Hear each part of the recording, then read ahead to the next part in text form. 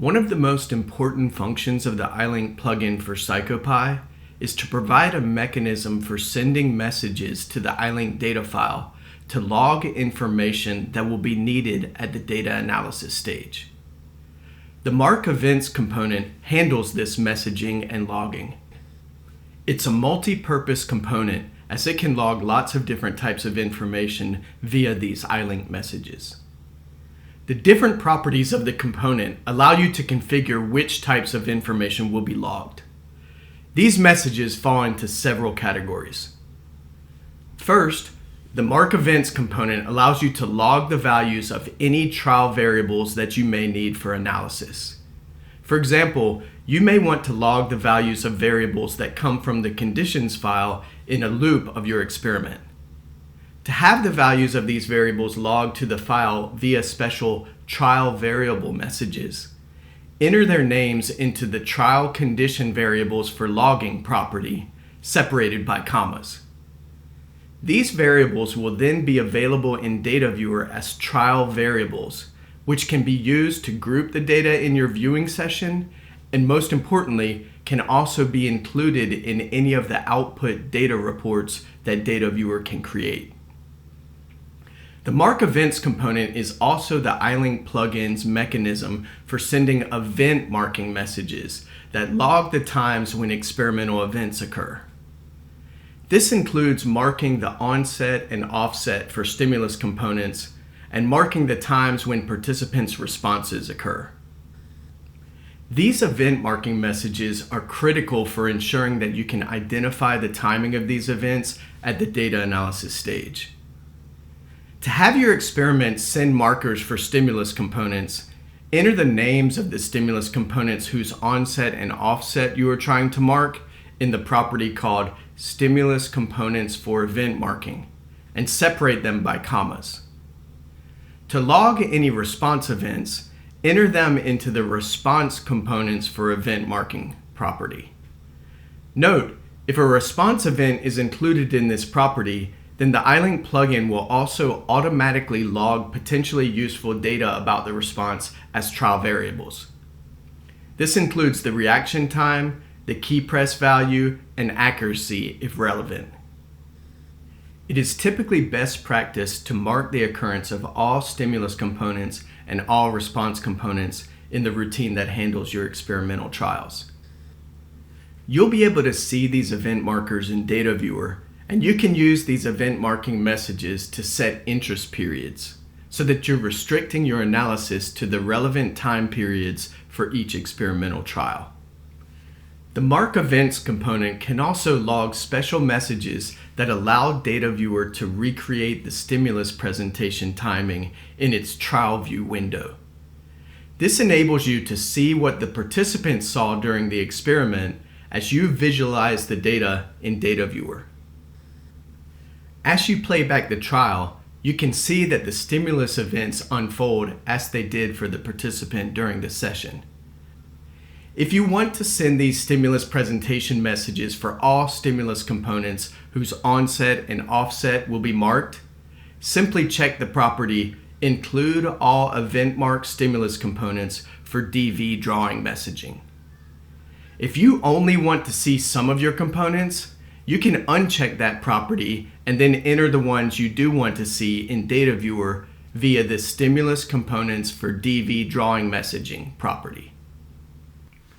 If your routine includes video components and you would like to log frame onset timing information so that Data Viewer can show the playback of the video in its trial view window, and so that you can use these frame onset messages in interest period specification, then check the property called Send Video Frame Onset Messages to enable playback in Data Viewer. The MarkEvents component can also handle interest area creation and logging for any stimulus components that might be important for your analysis. Interest areas for any stimulus components that are included will automatically be positioned and sized based on the position and size of the stimulus on the screen, with optional margins to expand the interest area size beyond the size of the stimulus.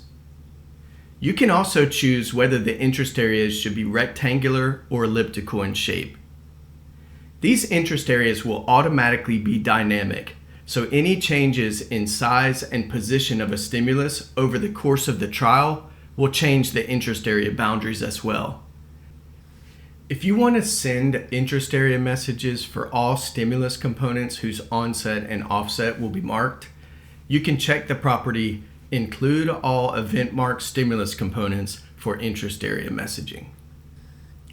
If you only want to create interest areas for some of your components, you can uncheck that property and then enter the names of the ones you do want to create interest areas for in the Stimulus Components for Interest Area Messaging property.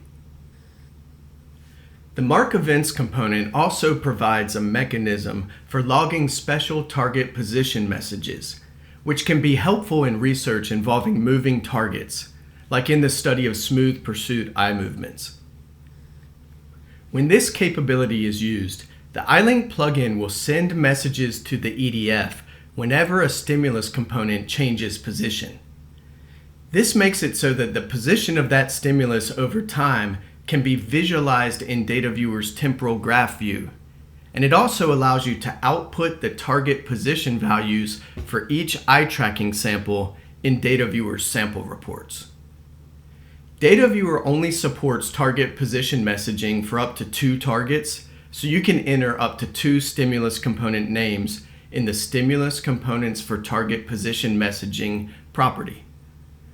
The EyeLink Pursuit plugin example provides an illustration for the eye of this property.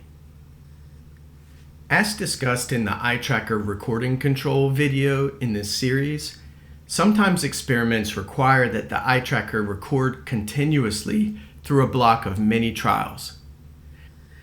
This is often the case in an MRI setting, where sync signals from the scanner control trial timing, and where starting and stopping the eye tracker between trials doesn't offer any advantage.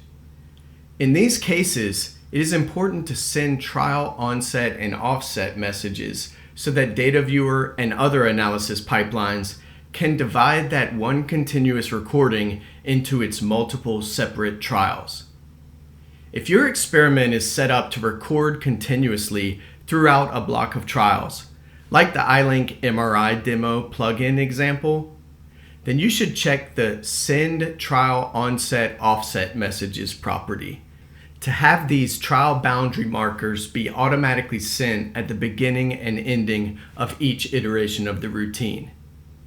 If your experiment is starting and stopping recording between trials, like all the other examples provided for the EyeLink plugin, then you should leave this property unchecked, as these boundary messages will automatically be sent when the eye tracker starts and stops recording on each trial.